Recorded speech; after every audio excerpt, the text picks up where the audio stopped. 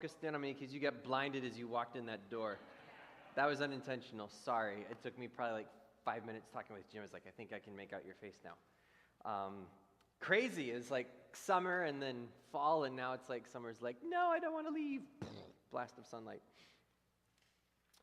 Any Twins fans in the place?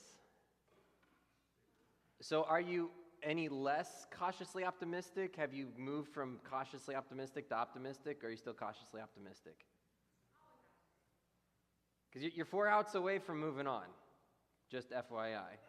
It's bottom of the eighth, 2 out, they're ahead 2-0, so the Brewers lost, so I have become cautiously optimistic. But it's just baseball. All right, so Lord's Prayer, let's keep going. This has been really, I think it's been a good challenge for us to kind of think how we pray and the various ways that the Lord's Prayer invites us to pray, and also like structures us for prayer.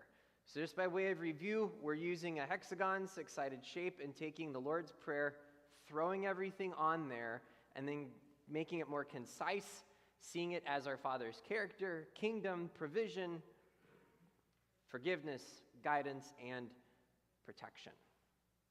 So whether you learned it and grew up memorizing the petitions, those work. This just kind of you have a nice even number without having to have an intro and a conclusion and everything else, but it all hangs on there. So same prayer. We're not monkeying around with the prayer at all.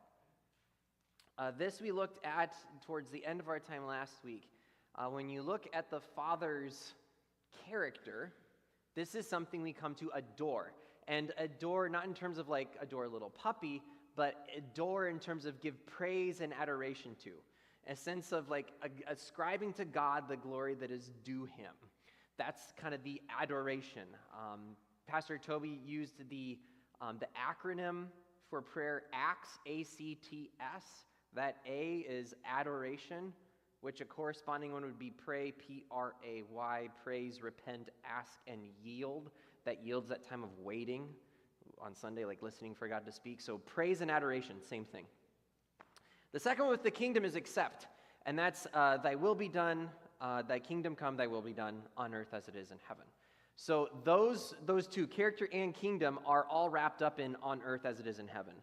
So the aspects of who God is to us, as true as that is in heaven, we also want that to be true of us now, here and now, in our life, because his name will be hallowed, his kingdom will come, and his will be done, whether we pray for it or not.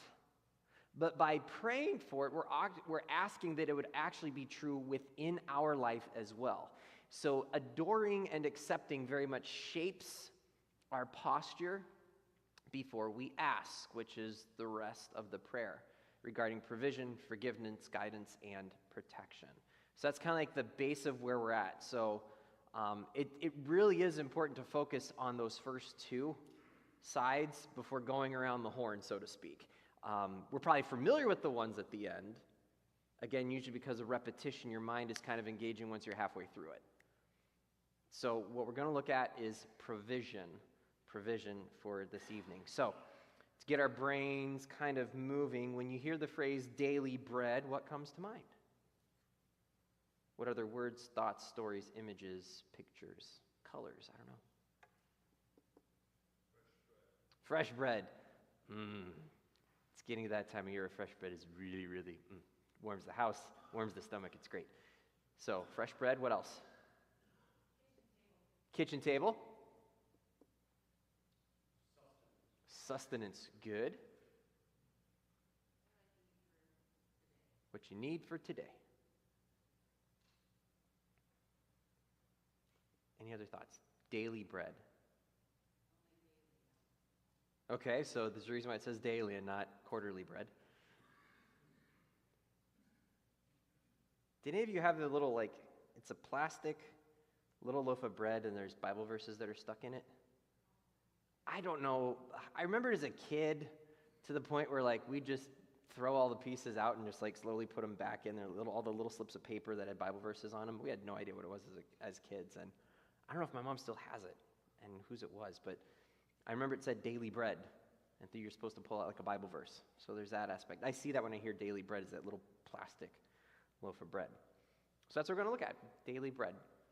So moving on, kind of where we're at, right in the middle. Give us this day our daily bread. Let's look at two different parts to this phrase. The first is bread. Now, why do you think when Jesus is giving this the Lord's Prayer as a prayer and a pattern for prayer, he uses bread? Why do you think he did like daily glass of water or daily shot of Mountain Dew? Julie, what do you think? It's a staple. It's a staple item for food.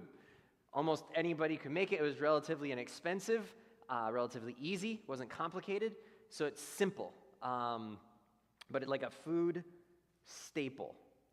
So think like in your house, the thing like if it runs out of your house, it's like the house falls apart. It's like, I can't believe there's no milk. We have no idea what to do.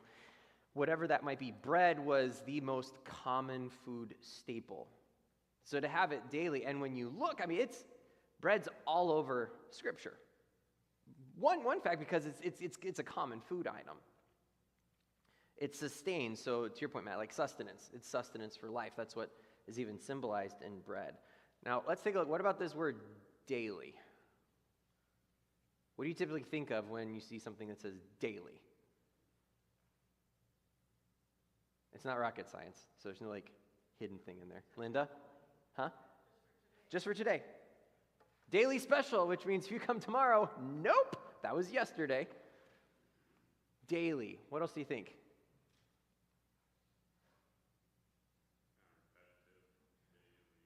So there's a pattern, kind of a repeated pattern. It's daily. So if you set, like when you schedule something, if you use your computer or your phone for setting your calendar, how often do you want this to happen? Daily, weekly, monthly, yearly, quarterly, whatever the case might be. So there's almost an anticipation of it, if it's daily. Because it doesn't say, give us today only today's bread. In a sense, that's what you're asking, but I like that, Brad. I hadn't thought that way before. There's repetition in it. Any other thoughts? Julie?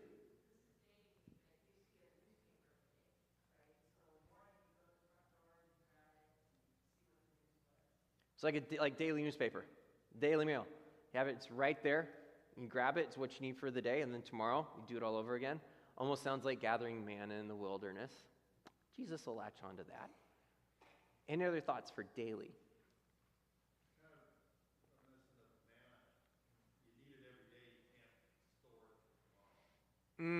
So there's also a limiting factor to it. Just today. Just today, you could gather more, but like what happened with manna, it'll spoil. This is probably one of, I believe it's a very grace-filled image when we talk about give us today our daily bread. There's somewhat in terms of there's things you can do, but actually where is it sourced from and where is it coming from? So we'll dig into that. Little interesting thing behind this word, it's relatively difficult to translate. And the word daily, there's other words you could use, but the concept behind this word when Jesus is speaking would sound more like this. It would say, give us this day the bread for us that is coming near.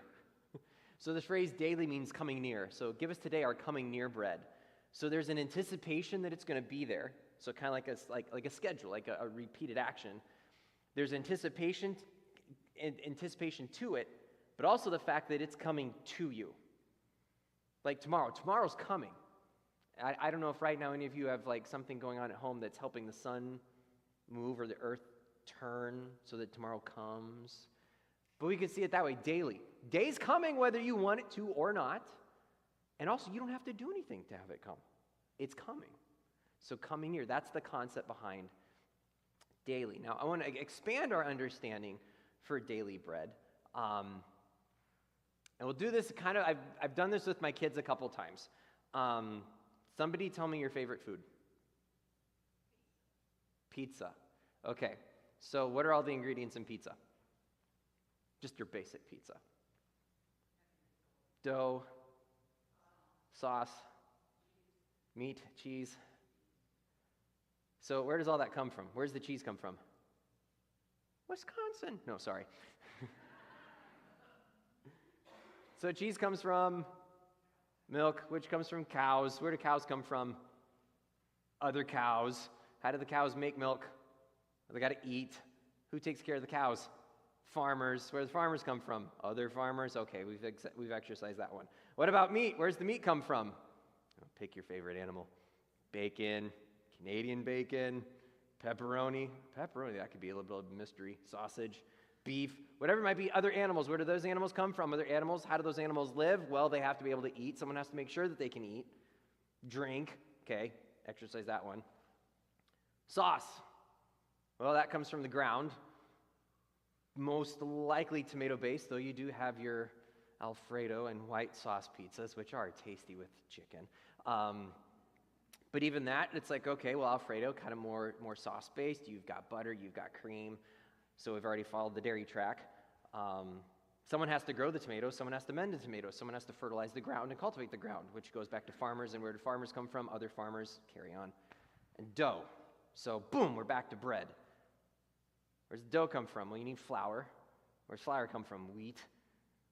You've got yeast. Yeast comes from other yeast, and that kind of just keeps going. But all those things, you take one thing that you eat. Where's pizza come from? The store. Okay, sure, it comes from the store. How does it get there?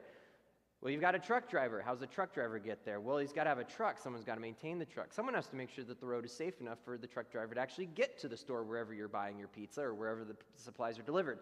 And you take this, and it's kind of fun. So if your kids are bored in the car, I don't know, you could play this if you want, see how far it goes. But you keep extrapolating it out, and eventually you find yourself in the garden. And what I mean by that is you've got creation and humans, and that's it. Everything goes back to that.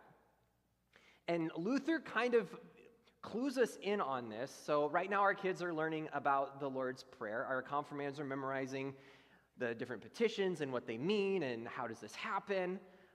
And within that, though there's like, memory work. What's in that is this deeper understanding of kind of playing the game of where did this all come from. Luther phrases it this way. Whoops, I'm a little behind. There we go. Daily bread. So this is from the Small Catechism. It's like the second meeting. Daily bread includes everything that has to do with the support and needs of the body, such as food, drink, clothing, shoes, house, home, land, animals, money, goods, a devout husband or wife, devout children, devout workers, devout and faithful rulers, good government, good weather, peace, health, self-control, good reputation, good friends, faithful neighbors, and the like. That's part of their memory work, lucky them. But I want you to see there are several rings or realms that Luther's using, and he kind of expands out on this as though he's kind of playing the where did it come from game. So where does he start? So if you look up there, I believe it's also on your handout, everything has to do with everything to support the needs of the body. So from there, body, you've got food, drink, clothing, shoes. That's all immediately close to you. So you can just start there. Your own person. Clothing, shoes, whatever you drank. I had Chipotle for dinner. So whatever the case might be, it starts there. So that's kind of like the personal range. And then it goes out a little bit to a family range.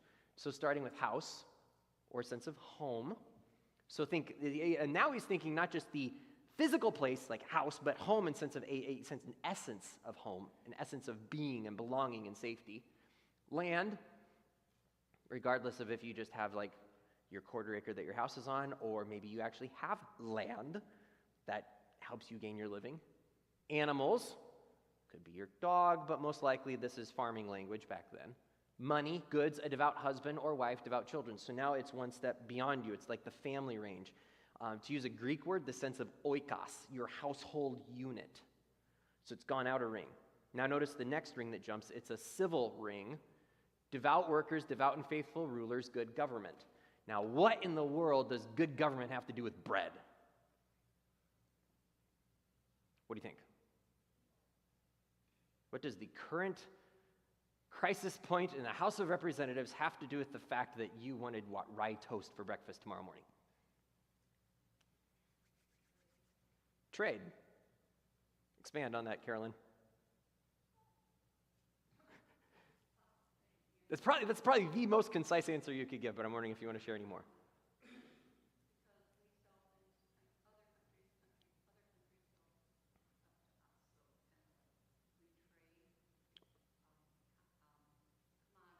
So commodities and economy. But think of what we did with where the animals or the dairy comes from, or where certain other things come from. You need safe roads. You need infrastructure. You need Department of Transportation probably to make sure that these semis' brakes work so you don't have wrecks and then nobody gets the goods that they want. Now, this is a 21st century application of it. For Luther back then, he basically said, in the Large Catechism, as he expounds on this, he says, what probably ought to happen is that princes and royalty, whatever their economy ought to be, they should take their face off of it and put a loaf of bread on there, because if they don't do their job, their people don't get food. If they don't protect them, they don't get food. If they don't make sure that they have what they need, they don't get food. If they don't make sure people come in and rob them or burn their land and steal their crops, they won't get food. So really, a sense of good government allows for people to receive daily bread. And it's an interesting way to think of it. Faithful rulers, faithful in terms of you do the job you've been put in office to do. That might be a rub point for some of us right now. Devout workers. So it's even where your place is, maybe in your organization, whether you feel like you're on the bottom rung or the top rung. You are part of a daily food chain of daily bread. And he goes out one more. Good weather, peace, health, self-control, good reputation, good friends, faithful neighbors. And these start getting a little more intangible. So like weather, good weather. Right now there's a prayer that's often offered, especially in rural communities, this time of year for the harvest. And it's just praying for good weather. The older I get and the more people I talk to and the more I learn, the more I understand how heavily weather dependent even the harvest is. Because my thought growing up was like, it's grown, it's dry, you're done. Not realizing that depending on the nature of the ground and the moisture percentage of the grain, no, you are far from done. Good weather you are very dependent on. And a lot of us for agriculture, which is how you get commodities and food and bread and sustenance, it's heavily dependent on the weather. We've lost this in becoming a more urban society. I say where a lot of us our touch points with agriculture are a couple generations removed or a couple degrees removed. But if you've ever had a garden and you're really banking on those peppers and those tomatoes to make your salsa and the weather doesn't cooperate, you get no salsa. Frustrating. You're dependent.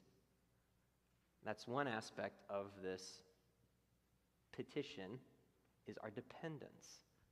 And all of this, so all of those dimensions to the top, everything that has to do with the support and needs of the body. How many of you have ever fasted before?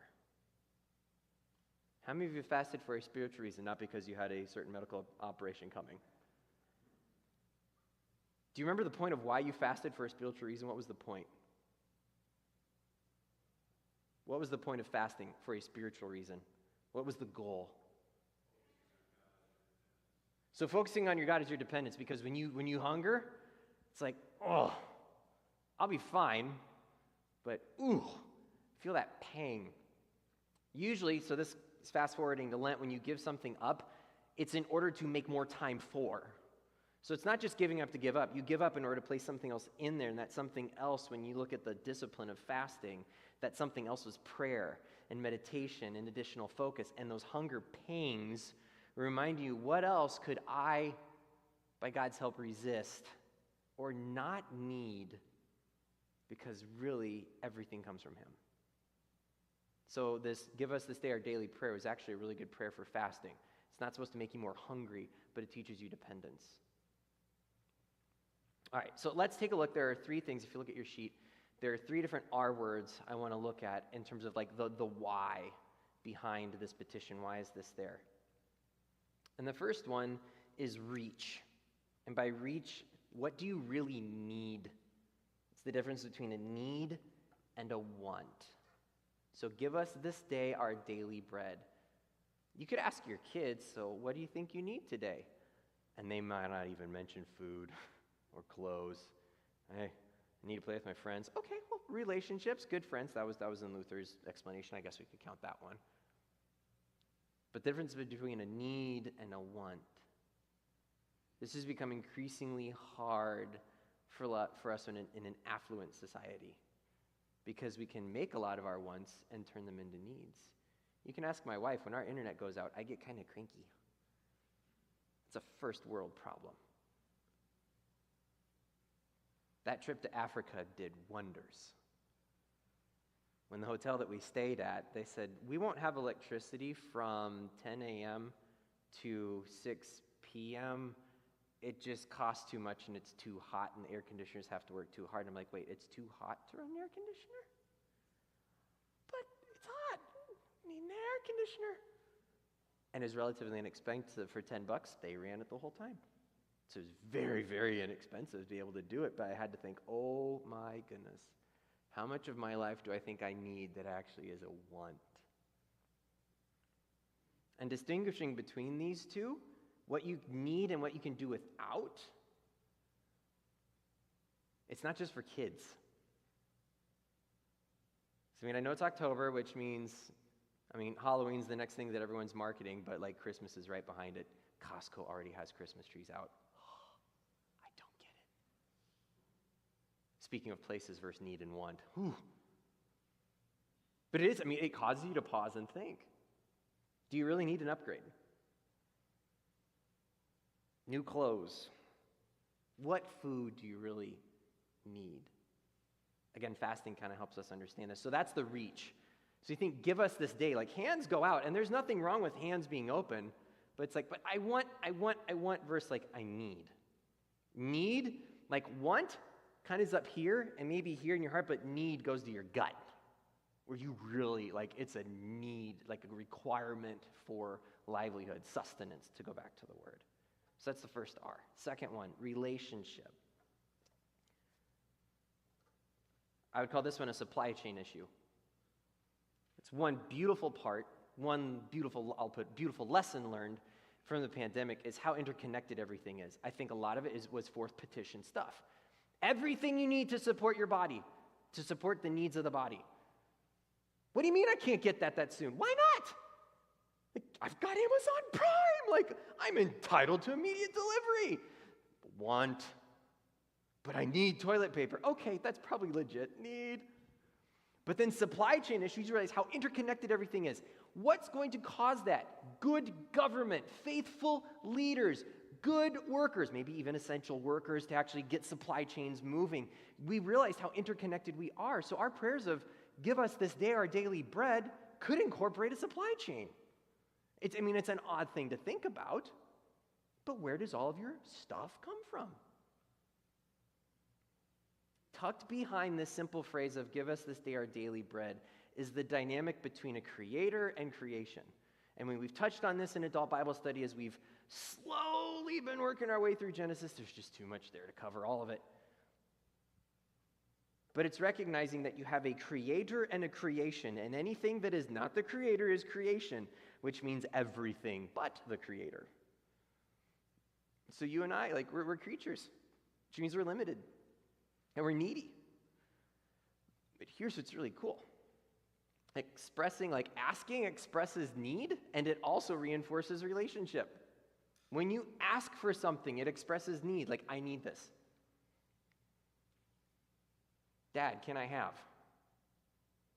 But even that phrase, Dad, it reinforces relationship. An example of this in terms of our need, I've shared this story before, but the phrase daily bread in this petition really came to life for me when I was at the seminary. So forgive me, this story keeps coming up in my mind when I pray this because I recognized I did the math. I didn't have enough in my savings to actually finish out seminary and finish out tuition. I'm like, well, this is going to be a bump in the road. And due to connections, relational connections through my wife's family and their friends, a guy gave me his business card who happened to be a pastor and said, hey, if you need anything, let me know. And I'm like, oh, okay. And I'm like, yeah, you'll pray for me. He goes, no, that means money. Oh. So I stuck his business card, stuck in my back pocket. Several months later, here I am sitting in my dorm room at the seminary. I pull out the drawer. There's his business card. And I sent him an email and said, so remember when we met over the summer? I need help. Here's where I'm at. And it developed a relationship.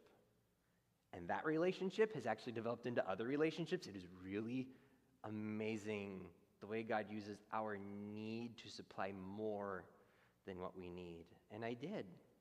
The robe I wear every Sunday came from that church. The little rope that's tied around it came from that church. And that robe is too big for me. Why? Because I procrastinated in buying it.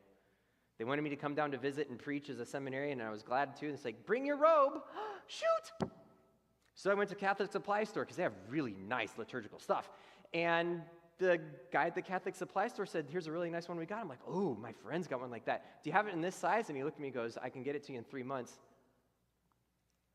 When do you need it? Tonight. He said, kid, this is the only one I've got. So it's a little big for me. But because it came from them, I don't know if I ever want another one. It's been hemmed up several times, but it's relationship because I got more than what I needed. Reach, relationship. And then the last one, response. This is the result of relationship.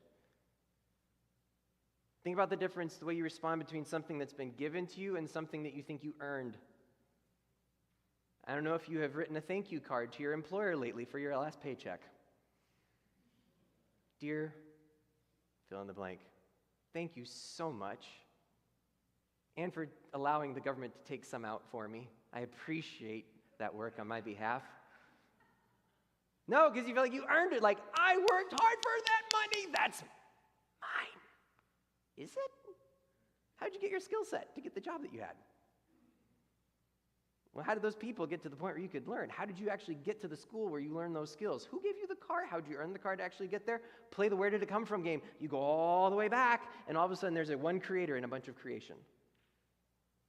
So our response recognizes there might be things in our mindset and kind of the economic system of our world, we've earned it. But really it's given. And what's beautiful, and you'll look at this in your small groups, is Psalm 145. So many times where you see where everything comes from. It is beautiful, but I'm not going to spoil it. I'll have you guys read it in your group. I want to show you one way, though, as our family, what's become a yearly tradition is our thankfulness pumpkin.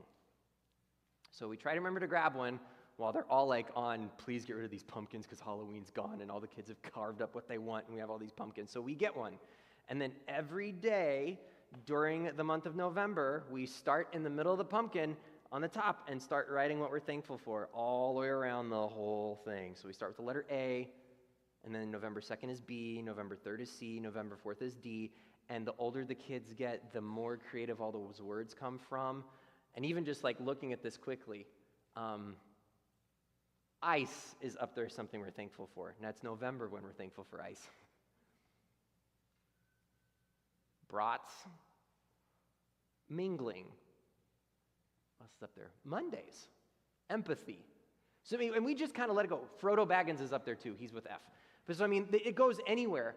But then when you say, where did it come from? All of this points where? Upwards. And you can't do anything but be thankful because what has it been? It's been given. It hasn't been earned. The only way we can hold on to these memories is by taking pictures, because heaven knows those pumpkins will not stay around for a whole year. But it is a great exercise. So if you're looking for something to do, I highly suggest just getting a pumpkin and a Sharpie and just start writing. Because it expresses, it teaches you to express your need, and it reinforces the relationship you have with your Father. Maybe even with each other. Who knows? Let your kids go wild. It's amazing what they can be thankful for. All right, as we wrap up, so Father's provision. Now, the past when we've taken prayer requests, we've had Sadie, who's a 4-year-old with cancer. We had Lisa Leip's father, who passed away. So for provision, in all honesty, this is probably the easiest one to pray. So I'm going to level a little challenge, and I'll have you guys figure it out on your own. Because we often do this naturally, but as you do, so let me put this caveat. As you do, I want you to look at your handout. When you think of provision, think of your reach.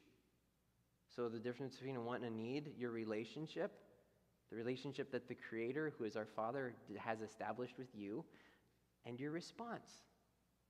Psalm 145 will help you. If you need some more help, I think this is one of the questions on there too. List out all the times God's provided for his people in the Bible. There's just a couple examples. And then you might get to Genesis 20. All right. Have at it. Go ahead and head off to your groups. Blessings on your conversation. If you do not know where to go because you're jumping in midstream, come and find me. We'll